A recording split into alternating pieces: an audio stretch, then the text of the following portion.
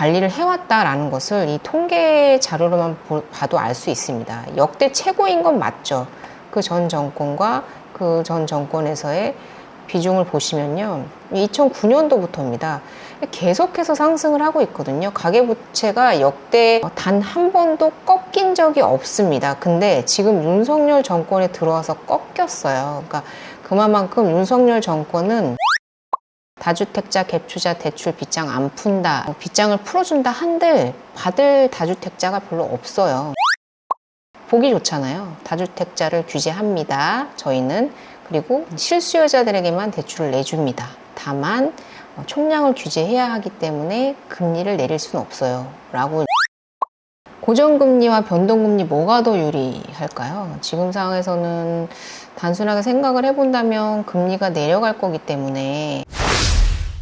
네, 안녕하세요. 담백한 경제 2%입니다. 제가 지난 이 직전 방송에 2025년도 대출의 방향성 등에 대해서 말씀을 드렸었는데, 저는 다시 한번 말씀드리지만 중개사이고요. 부동산 대학원을 다니면서 부동산 공부를 하고 있고, 부동산 업자로서 부동산을 현장에서 최전방에서 바라보고 있는 사람이다. 이렇게 자신 있게 말씀을 드릴 수 있고, 모든 조직의 꽃이 영업인 것처럼 저도 이 부동산의 최전방이자 꽃이 중개업이라고 생각을 해요. 그래서 감정평가사 분들도, 그리고 은행에서 탁감을 할 때도 모두 다 그 주변에 그 지역의 부동산에 가셔서 시세를 물어보십니다. 감정평가사 분들도 저희 부동산에 오셔서 주변 시세가 어떤지에 대해서, 지금 시황이 어떤지에 대해서 물어보실 만큼 중개사는 전방에서, 가장 전방에서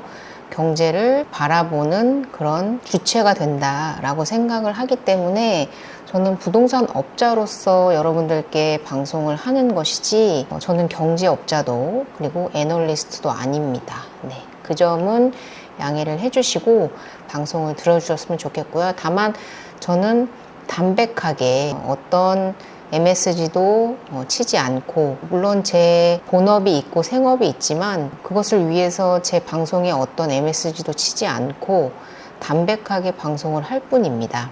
네, 오늘은 지난 방송에 이어서 지금 대출 잔액이 사상 최대치를 기록했다, 이런 기사가 속속들이 나오고 있는데, 전 사실 그런 생각이 들어요. 지난번에도 한번 말씀을 드렸지만, 이제 국가는 기업이 아니기 때문에 어느 정도의 복지 예산이 필요하고, 그리고 벌어들인 세수만큼만 딱 쓸 수 있는 것이 국가가 아니기 때문에 부채가 발생할 수밖에 없는 구조이다, 이렇게 저는 생각을 하고요. 그런 의미에서 가계부채이던 것이 국채이던 간에 상승하는 구조로 갈 수밖에 없다라고 생각을 하고요.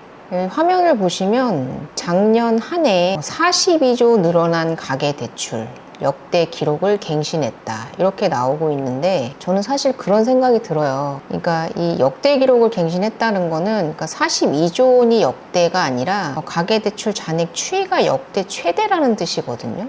그러니까 지금 2020년도부터 봤을 때 계속해서 상승 기조를 보이고 있는데, 윤석열 정권 들어와서는 꺾인 시점도 있었습니다. 2번이나 꺾였죠. 한국은행 경제통계 시스템에 따라서 보시면 여기가 2021년 4분기이고요. 그리고 여기가 2022년도 2분기입니다. 그러니까 보시면 윤석열 정권 들어와서 이 문재인 정권 때랑 비교했을 때 얼마만큼 가계 신용부채가 증가율이 얼마만큼 꺾였는지에 대해서 보실 수 있으실 거예요. 그래서 언론이나 그리고 야당에서 부채에 대해서 여당을 질타하는 그런 내용들의 기사들이 많이 나오는데, 보십시오. 전 정권에서 얼마나 폭발적으로 상승하던 가계 신용 부채가 이번 정권에 들어와서 얼마나 완만하게 상승을 하고 있는지, 그리고 그 상승 비율도 얼마만큼 그 전 정권에 비해서 상당히 적은 양인지 이 한국은행 경제통계 시스템을 보면서도 알 수 있는 대목이거든요.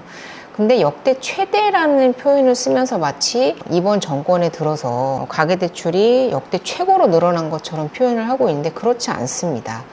지난 정권의 가계대출의 증가액을 보면 그 그래프의 기울기, 가파름이 얼마만큼 빠른 속도로 증가했는지를 보실 수가 있고요. 이제 이게 역대 최대라는 표현은 짜장면 값이 20년 전에 1,000원이었던 것이 예를 들면 지금 8,000원 정도 한다고 쳤을 때 짜장면 값 20년 이래 역대 최고, 이렇게 말씀하시는 거랑 똑같다, 이렇게 말씀을 드려야 될 것 같아요. 사실 가계 부채가 줄어들 수는 없거든요. 왜냐하면 우리나라의 구조상 가계대출 규모가 부동산에 상당히 집중되어 있는 건 사실이지만 그런 부분을 뭐 단기간에 1년, 2년 그런 짧은 단기간에 줄일 수는 없어요. 근데 윤석열 정권에서는 그것을 줄이고자 했고 조금 줄어드는 양상을 보였기도 했습니다. 그러면서 거래 멸종장을 만들기도 했고요. 네. 그리고 지금 강력하게 대출 규제를 하면서 빗장을 꽁꽁 틀어 잠그고 있죠. 한덕수 총리께서 그랬어요. 돈을 많이 풀면 그만큼 경제가 살고 부양이 될 수는 있지만 우리 후손들에게 그런 큰 빚을 넘겨줄 수 없기 때문에 지금 힘들더라도 대출의 빗장을 잠그는 것이다, 이런 개념으로 한덕수 총리께서 말씀을 하셨었는데, 그런 면에 있어서는 이번 정권이 가계대출에 관련돼서는 상당히 보수적으로 관리를 해왔다라는 것을 이 통계 자료로만 봐도 알 수 있습니다. 역대 최고인 건 맞죠. 그 전 정권과 그 전 정권에서의 비중을 보시면요, 2009년도부터입니다. 계속해서 상승을 하고 있거든요. 가계부채가 역대 단 한 번도 꺾인 적이 없습니다. 근데 지금 윤석열 정권에 들어와서 꺾였어요. 그러니까 그만큼 윤석열 정권은 대출을 안 내줘서 차릴 정도라고 볼 정도로 너무 대출을 안 내주고 있는 상황이에요. 여러분들도 생각하시기에 이만큼 역대급으로 대출 규제를 한 적이 있었습니까? 문재인 정권 때도 대출 규제가 있었긴 하지만 이렇게 긴 기간 동안 이렇게 전방위적으로 대출 규제를 하진 않았다. 어느 정도의 여론의 추이를 살피면서 대출 규제를 짧게 2개월, 3개월 정도씩 하기는 했으나 이렇게까지 길고 강력하게 규제를 한 적은 없다. 그런데 이런 가계부채를 꺾이게 만든 게 이번 정권입니다. 근데 이번 정권에 이런 기사를 쏟아내면서 역대 최대의 가계부채라는 표현을 하는 것은, 저는 이거는 제가 담백하게 이것이 이번 정권의 문제만이 아니라 지금까지의 가계부채, 신용부채의 증가액을 보면 그 어떤 역대 정부도 그걸 꺾은 정부는 없다라는 것을 다시 한번 말씀드리고 싶고요. 우선 그래서 이제 은행이 너무나도 꽉 조여있던 대출을 이제 푼다. 제가 작년에도 계속해서 반복적으로 말씀드렸지만 올해는 연초가 되면 대출 총량이 제로 베이스가 시작되면서 대출이 풀릴 것이다 라고 말씀을 드렸잖아요. 그래서 대출이 시대 5중은행의 대출 조견표를 보시면 국민, 신한, 하나, 우리, 농협 이렇게 5군데이고요. 대출 기간과 그리고 모기지, 보험, 그리고 다주택 주담대, 타행 대환 가능 여부, 신용대출 한도, 그리고 대출 모집윤을 통한 취급을 하는 것인지에 대한 그런 내용이 담겨져 있는데요. 보시면 대출 기간에 대해서는 다들 30년을 유지하는데 다만 하나은행만 40년으로 유지를 하고 있습니다. 40년에서 30년으로 줄인다는 건 어찌됐건 40년에 걸쳐서 갚아야 되는 돈을 30년에 걸쳐서 갚는 거기 때문에 그만큼 빌릴 수 있는 돈의 양이 적어지는 건데, 하나은행 같은 경우에는 그것을 40년으로 지금 변동 없이 유지를 하고 있다라는 얘기고요. 나머지 이제 5대, 4대 시중은행에서는 그것을 30년으로 그대로 유지하겠다. 그리고 MCI, MCG라는 것은요, 이제 모기지 보증 보험 같은 건데요. 그 방백이라고 해서 소위 최우선 변제 금액을 보장을 해줘서 대출을 내줄 것이냐 말 것이냐의 문제를 말하는데, 이것을 불가능하게 지금 상황에서는 막아버린 상태인데요. 그거를 다시 가능하게 함으로써 최우선 변제금액, 그러니까 서울 기준으로 해서 5,500만 원이 추가적으로 대출이 가능하게끔 되었다.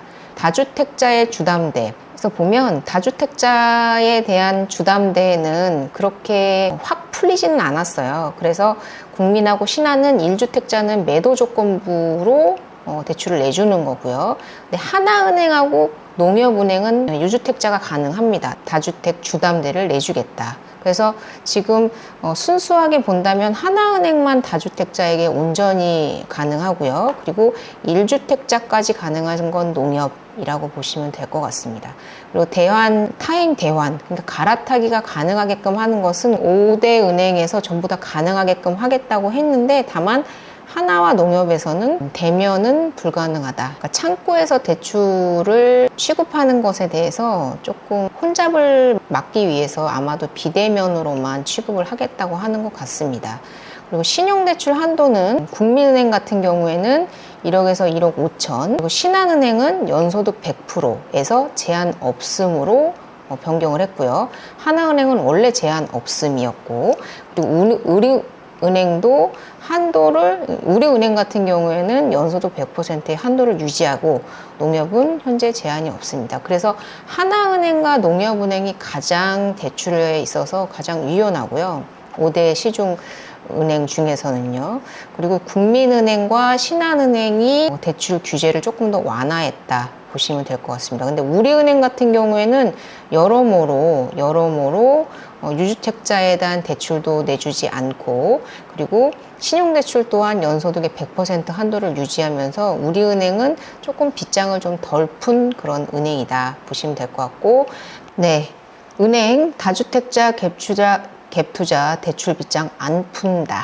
네, 그래서 어느 정도 이제 대출 규제를 풀어주기는 했는데 완전하게 온전하게 100% 지금은 풀지는 않은 것으로 보이는데요. 네, 그래서 뭐 국민, 신한은행 등 가계대출 중과율을 2% 중반으로 관리하기로 했다, 이런 기사가 나오고 있고, 다주택자 갭투자 대출 빗장 안 푼다, 빗장을 풀어준다 한들 받을 다주택자가 별로 없어요. 그래서 공급도 부족하거니와, 그리고 지금 상황에서는 굳이 지금 현재로서는 다주택자와 갭투자의 대출을 빗장을 풀지 않아도 실거주자만으로도 충분히 대출 수요를 감당하고 있다. 그렇기 때문에 금융당국의 눈치를 봐서라도 다주택자와 갭투자에 대한 대출 빗장 풀지 않겠다라고 얘기를 하는 것인데, 이게 부동산 경기 활성화를 위해서 이제 입법부에서 그리고 정부에서 어떤 부동산 이제 경기 활성화 정책, 부양책이 나온다면, 예를 들어 뭐 취득세를 면제해 준다거나, 아니면 빌라를 주택수에서 배제해 준다거나, 아니면 뭐 양도세를 일시적으로 면제해 준다거나, 이런 등의 그런 파격적인 부동산 혜택을 통해서 부동산의 경기 활성화를 유도한다면 은행들도 자연스럽게 빗장을 풀 것입니다. 근데 다만 지금은 빗장을 풀면 오히려 금리가 떨어질 거기 때문에 어느 정도의 규제를 함으로써 대출 총량을 규제해 가면서 그 높은 금리로 대출을 내주겠다, 그런 기조를 보이는 거라고 보시면 될 것 같습니다. 그래서 지금은 사실 대출을 기준 금리가 내려갔음에도 불구하고 보시면 예금은행의 수신금리를 보시면 계속 떨어지고 있어요. 근데 예금은행의 대출금리는 지금 오히려 수신금리가 떨어지고 있는데 대출금리는 상승하고 있거든요. 이 말인즉슨 가상금리를 올리고 있다라는 얘기이기 때문에 은행에서 의도적으로 배불리기식 장사를 하고 있다, 이렇게 봐야 된다고 저는 생각을 하는데, 그 이유가 지금 상황에서는 어차피 다주택자가 집을 사는 상황이 아니기 때문에 보기 좋잖아요. 다주택자를 규제합니다, 저희는. 그리고 실수요자들에게만 대출을 내줍니다. 다만 총량을 규제해야 하기 때문에 금리를 내릴 수는 없어요 라고 지금 은행에서 그렇게 장사를 하고 있는 거라고 저는 생각이 들고요. 이게 정부 차원에서, 그리고 입법부 차원에서, 그리고 한국은행에서는 지금 이미 기준금리를 인하하겠다라고 예고를 하면서 시중금리 내려라고 은행에 한번 무언의 압박을 했고요. 다만 지금 금융당국과 그리고 지금 아무래도 정부가 좀 혼란스러운 상황이기 때문에 정부에서 어떤 지침이 내려오지 않고 있기 때문에 그러한 규제를 계속해서 유지해 나가고 있다, 이렇게 생각이 듭니다. 그래서 올해 초까지는 대출이 풀리기는 하겠지만 대출 금리가 그렇게 드라마틱하게 떨어지진 않지 않을까라는 생각이 들기도 해요. 근데 사실 금리가 내려가야 되는 게 맞거든요. 지금 상황에서 상당히, 그러니까 집을 사는 데만 금리가 적용이 되는 것이 아니라 먹고 사는 문제에도 금리가 상당히 중요한 영향을 끼치는데, 대출 금리가요. 근데 이것에 대한, 그러니까 집을 담보로 담보대출을 받던, 신용대출을 받던 상당히 지금 그 대출이라는 부분이 자영업자나 서민, 소상공인들에게 상당히 큰 영향을 주고 있는 것인데, 이런 부분이 기준금리가 내려갔음에도 불구하고 계속해서 이렇게 여신금리가 올라간다라는 것은 정말 말도 안 되는 얘기다.